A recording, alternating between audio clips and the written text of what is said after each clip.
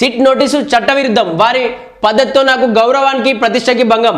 నందినగర్లో ఇంటి గోడకు నోటీస్ అంటించడం ఆక్రమం, హైదరాబాద్లోని విచారిస్తామనడం తీవ్ర అభ్యంతరకరం. సుప్రీంకోర్టు తీర్పులను తుంగలో తొక్కిన సిట్.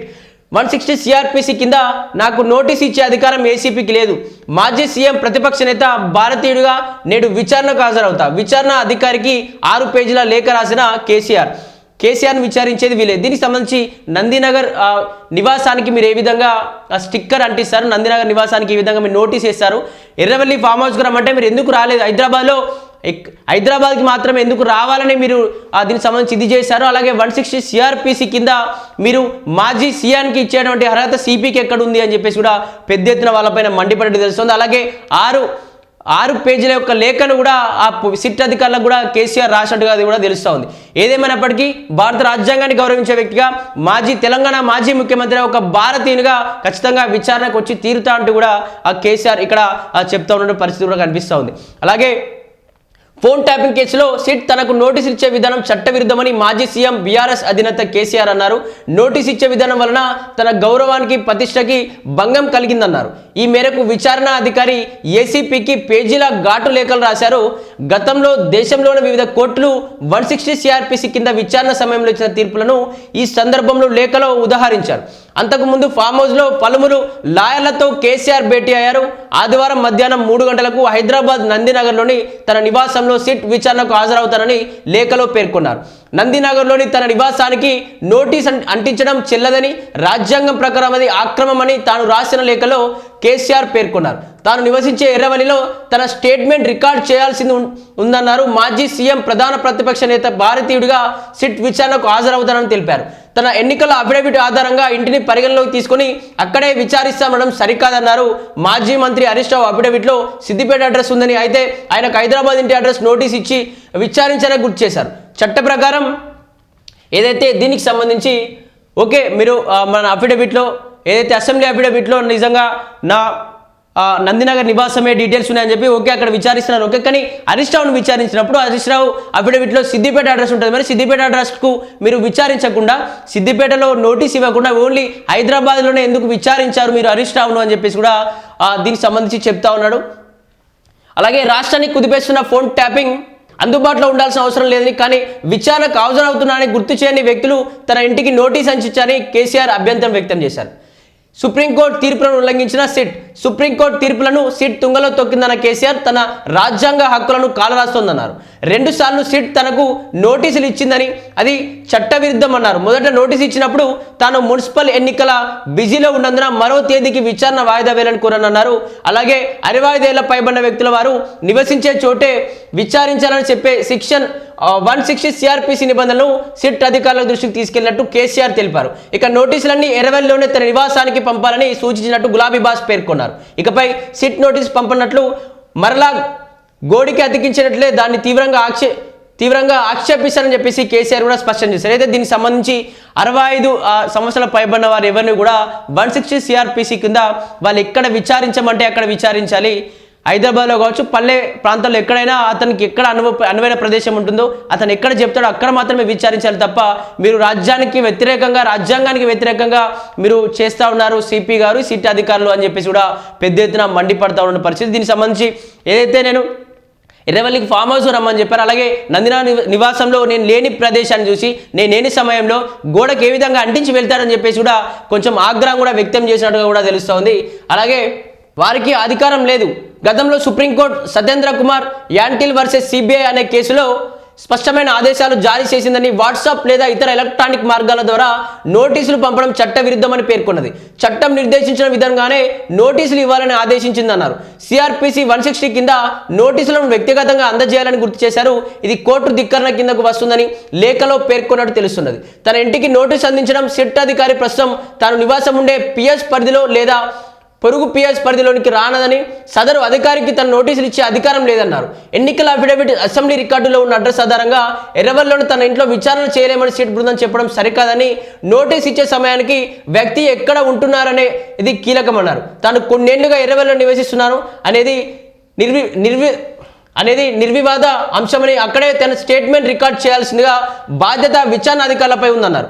అయినప్పటికీ సిట్ అధికారులు కోరినట్టుగా ఆదివారం మధ్యాహ్నం 3 గంటల ప్రాంతంలో హైదరాబాద్ నందినగరంలో ఇంట్లో విచారణ అందుబాటులో ఉంటారని కేసీఆర్ రాసిన లేఖలో స్పష్టం చేసినట్టు కూడా తెలుస్తోంది. ఏదైతే దీనికి సంబంధించి ఆ పెద్ద ఎత్తున ఆగ్రహం వ్యక్తం చేస్తూ ఉన్నారు. మీరు ఎందుకంటే నేను కొన్నేళ్లుగా 15-20 సంవత్సరాలుగా ఎర్రవల్లి ఫామ్ హౌస్లోనే ఉంటా ఉన్నాను, కానీ మీరు ఎలక్షన్ ఏదైతే దీనికి సంబంధించి అసెంబ్లీ అఫిడవిట్లో నందినగర్ నివాసం యొక్క అడ్రస్ ఉంది కాబట్టి మీరు అక్కడికే వచ్చి నోటీస్ ఇస్తాం, అక్కడే విచారించాలనడం కరెక్ట్ కాదు. ఏదైతే దీనికి సంబంధించి హరీష్ రావును విచారించినప్పుడు హరీష్ రావు అఫిడవిట్లో సిద్దిపేటకు సంబంధించిన డీటెయిల్స్ ఉంటాయి. మరి అతన్ని ఎందుకు హైదరాబాద్లోని జూబ్లీహిల్స్ పిఎస్లో మరి విచారించాను, అతన్ని కూడా అక్కడికి విచారించవచ్చు కదా అని చెప్పేసి కూడా మండిపడడం తెలుస్తాం. దీనికి సంబంధించి ఒక 6 పేజీల యొక్క లేఖను కూడా రాసి నిజంగా రాజ్యాంగ వ్యతిరేకమైన ఒక భారతీయుడిగా వస్తా ఉన్నా దీన్ని ఖచ్చితంగా ఎదుర్కొని తీరుతా, విచారణకు హాజరైన తర్వాత ఎవరెవరైతే రాజ్యాంగ వ్యతిరేకులు అందరిపైన ఖచ్చితంగా యాక్షన్ తీసుకుంటా అని చెప్పేసి కూడా కేసీఆర్ మండిపడ్డట్టుగా కూడా తెలుస్తోంది. దీనికి సంబంధించి అసలు కేసీఆర్ని చాలా మంది కూడా ఎదురు చూస్తూ ఉన్నారు. అసలు కేసీఆర్ని ఎవరు విచారించనున్నారు? ఎందుకంటే దాదాపు చాలా మంది కూడా ఇటు హరీష్ రావును కావచ్చు, కేటీఆర్ని కావచ్చు, కవితను కావచ్చు, అలాగే సంతోష్ రావును కావచ్చు, అందరూ కూడా సిపి సజ్జనార్ చేసినటువంటి బృందం, ఆ 9 మందికి సంబంధించిన బృందంలో మాత్రమే వాళ్ళు మాత్రమే దీనికి సంబంధించి విచారించిన పరిస్థితి. ఇప్పుడు మాజీ సీఎం కావచ్చు, ఒక ఉద్యమకారుడు కాబట్టి అసలు ఇతన్ని ఎవరు డైరెక్ట్ సిపి సజ్జనార్ రంగంలోకి దిగి విచారించే ఛాన్స్ ఉంది, లేకపోతే ఎవరైనా బడా అధికారులందరినీ ఎవరైనా తీసుకొచ్చే పరిస్థితి అని చెప్పేసి కూడా చాలా మంది ఉత్కంఠగా వెయిట్ చేస్తున్నారు. అసలు కేసీఆర్ని ఎవరు విచారించబోతున్నారు, ఏమేమి ప్రశ్నలు అడగబోతున్నారు అని చెప్పేసి ఉత్కంఠగా తెలంగాణ వ్యాప్తంగా కూడా చాలా మంది ప్రజానికం కూడా అసలు ఏం జరగబోతుందని చెప్పేసి ఎదురు చూస్తూ ఉన్న పరిస్థితి. ఇక్కడ చూద్దాం, అసలు కేసీఆర్ని విచారించేది వీళ్ళే. సిట్ సజ్జనార్ స్వయంగా పర్యవేక్షణ, 6 సభ్యుల టీం క్రాస్ ఎగ్జామినేషన్, విచారణ ప్రక్రియ వీడియోగ్రాఫింగ్, పోలీసుల ఆధీనంలోకి నందినగర్. రాష్ట్రాన్ని కుదిపేసిన ఫోన్ ట్యాంపింగ్ వ్యవహారం కేసు ఇప్పుడు అత్యంత కీలక దశ చేరుకున్నది. మాజీ సీఎం కేసీఆర్ విచారణకు సంబంధించిన సిట్ ఆఫీసర్లు వేగంగా కీలక అడుగులు వేస్తున్నారు. ఈ నేపథ్యంలో ఆదివారం జరగనున్న విచారణపై అందరిలోనూ ఉత్కంఠ నెలకొన్నది.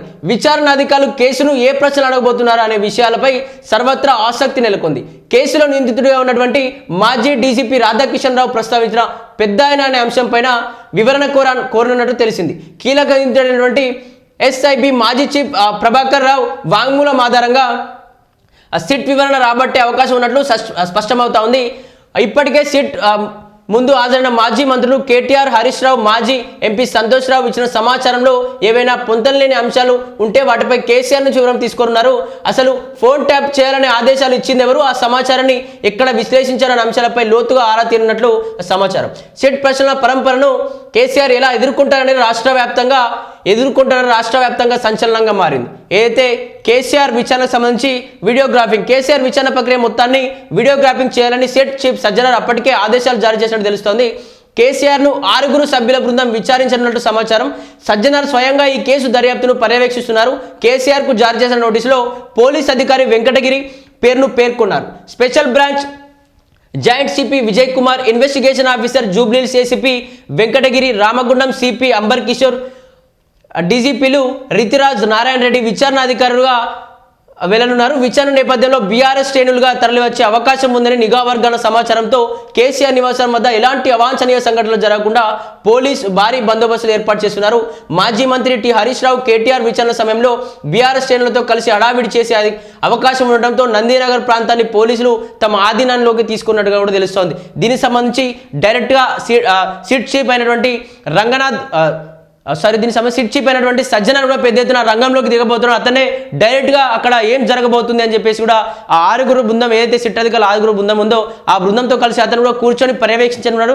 ప్రతిదీ అసలు ఏం మాట్లాడుతున్నాడని చెప్పి ప్రతి ఇన్ఫర్మేషన్ని, వాంగ్మూలాన్ని కూడా రికార్డ్ రూపంలో బంధించడానికి ఒక వీడియోగ్రాఫిక్ కూడా అక్కడ ఏర్పాటు చేసినట్టు తెలుస్తుంది. దీనికి సంబంధించి ఏదైతే విచారణ జరిగేటువంటి సమయంలో నందినగర్లో ఏమైనా జరగచ్చు. నందినగర్లో ఖచ్చితంగా 6 బృందంతో పాటు సజ్జనార్తో పాటు చుట్టూ నందినగర్ నివాసం మొత్తాన్ని కూడా పోలీసుల ఆధీనంలోకి కూడా తీసుకున్నట్టుగా తెలుస్తుంది. దాదాపు రాత్రి నుంచే కూడా అక్కడ నందినగర్ నివాసంలో పోలీసులు కూడా నిఘాను ఏర్పాటు చేసినట్టు కూడా తెలుస్తుంది. దీనికి సంబంధించి ఖచ్చితంగా ఆ విచారణ జరిగే సమయంలో కేటీఆర్ కావచ్చు, హరీష్ రావు కావచ్చు, సంతోష్ రావు కావచ్చు, వీళ్ళ యొక్క అనుచరులు కావచ్చు, వీళ్ళ యొక్క కార్యకర్తలందరితో అక్కడ పెద్ద ఎత్తున గొడవ కూడా సృష్టించే ప్రమాదం ఉంది అని చెప్పేసి పోలీసులు ఖచ్చితంగా అందరం ఆ నిఘా ఏర్పాటు చేసి ఖచ్చితంగా అందరం అప్రమత్తంగా ఉండాలి, జాగ్రత్తగా ఉండాలి అంటూ కూడా ఆ పెద్ద ఎత్తున పోలీసులందరికీ కూడా హెచ్చరించినట్టు కూడా తెలుస్తోంది.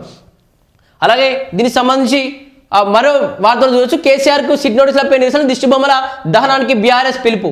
బీఆర్ఎస్ అధినేత మాజీ సీఎం కల్వకుంట్ల చంద్రశేఖరరావుకు సిట్ నోటీసుల పేరుతో ప్రభుత్వ రాజకీయ కక్ష సాధింపు చర్యలకు పాల్పడుతా ఉన్నారని నిరసిస్తూ ఆదివారం రాష్ట్ర వ్యాప్తంగా భారీ ఆందోళన చేపట్టాలని ఆ పార్టీ నేతలు మధుసూదనాచారి, తలసాని శ్రీనివాస్ యాదవ్, సబితా ఇందర్రెడ్డి, పద్మారావు గౌడ్, ప్రశాంత్ రెడ్డి శనివారం ఒక ప్రకటనలో వెల్లడించారు. ప్రభుత్వం ఉద్దేశపూర్వకంగానే కేసీఆర్ను వేధిస్తోందని, అందులో భాగంగానే ఆయనను అవమానిస్తోందని పేర్కొన్నారు. ఫోన్ ట్యాపింగ్ పేరిట కట్టుకథలు సృష్టించి ఇప్పుడు సిట్ విచారణ పేరుతో నోటీసులు జారీ చేయడం దుర్మార్గమైన చర్యగా పేర్కొన్నారు. నిరసన కార్యక్రమంలో భాగంగా రాష్ట్రంలోని 12,000కు పైగా గ్రామాల్లో ప్రభుత్వ దిష్టిబొమ్మల దహన కార్యక్రమాలు నిర్వహించినట్లు వెల్లడించారు. ప్రతి మున్సిపల్ అసెంబ్లీ నియోజకవర్గ కేంద్రంలో మోటార్ సైకిల్ ర్యాలీలు, నల్ల జెండాలతో నిరసనలు, ధర్నాలు, రాస్తారోకోలు చేపట్టి ప్రభుత్వానికి నిరసనల సెగ తగిలేలా చేయాలని సూచించారు. పార్టీ నాయకులు, ప్రజాప్రతినిధులు ఎక్కడికక్కడ తమ సొంత జిల్లాలోనే ఉండి ఈ కార్యక్రమాలను విజయవంతం చేయాలని పార్టీ శ్రేణులకు ఆదేశించారు. నిరసనలు ప్రజాస్వామ్యబద్ధంగా, శాంతియుతంగా ఉండాలని, పోలీసులతో ఘర్షణలకు తావివ్వకుండా ప్రభుత్వం చేస్తున్న కుట్రలు ప్రజలకు వివరించాలని చెప్పేసి కోరాడు. ఇక్కడ ప్రశాంత్ రెడ్డి కావచ్చు, మాజీ మంత్రి అయినటువంటి సబితా ఇంద్రారెడ్డి కావచ్చు, అలాగే తలసాని శ్రీనివాస్ యాదవ్ కావచ్చు, మధుసూదనాచారి కావచ్చు, వీళ్ళందరూ పెద్ద ఎత్తున కూడా ఏదైతే రాష్ట్ర వ్యాప్తంగా ఉన్నటువంటి 12,000 గ్రామాల్లో కూడా ఖచ్చితంగా గ్రామీణ కావచ్చు, మండల పరిధిలో కావచ్చు, నియోజకవర్గ స్థాయి పరిధిలో కావచ్చు, పెద్ద ఎత్తున అందరూ ర్యాలీలు నిర్వహించండి, నిరసన కార్యక్రమాలు ఏర్పాటు చేయండి, నల్ల బ్యాడ్జీలు పెట్టుకొని నల్ల కండువాలతో పెద్ద ఎత్తున నిరసనలు వ్యక్తం చేయాలి. అలాగే దీనికి సంబంధించి బైకుల పైన, అలాగే రిక్షాలు, ఆటోల పైన కూడా పెద్ద ఎత్తున వాహనాల పైన కూడా ర్యాలీలు నిర్వహించండి.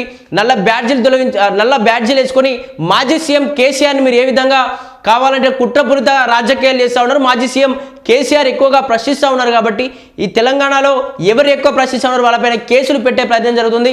ఆ విధంగానే హరీష్ రావు పైన కావచ్చు, కేటీఆర్ పైన కావచ్చు, సంతోష్ రావు పైన కావచ్చు, వీళ్ళందరిపైన కూడా ఈ విధంగానే కేసులు పెడతా ఉంది ఈ ప్రభుత్వం అని చెప్పేసి చాలాసార్లు కూడా బీఆర్ఎస్ పార్టీ నాయకులు చెప్తూ వచ్చారు. దీనికి సంబంధించి పెద్ద ఎత్తున రాష్ట్ర వ్యాప్తంగా ఉండే ప్రతి మండలంలో కూడా పెద్ద ఎత్తున నల్ల బ్యాడ్జీలు ధరించి, నల్ల కండువాలతో అందరూ కూడా పెద్ద ఎత్తున ర్యాలీలు, రాస్తారోకోలు, నిరసనలు ఏర్పాటు చేయాలని చెప్పేసి దీనికి సంబంధించి సిట్కు వ్యతిరేకంగా సిట్ నోటీస్ ఇచ్చినటువంటి ఆ మాజీ సీఎంకి ఏ విధంగా మీరు నోటీస్ ఇస్తారని చెప్పేసి వ్యతిరేకంగా మనం ఖచ్చితంగా పోరాటం చేయాల్సిన అవసరం ఉంది అని చెప్పేసి కూడా దీనికి సంబంధించి చెప్తున్నట్టుగా తెలుస్తోంది.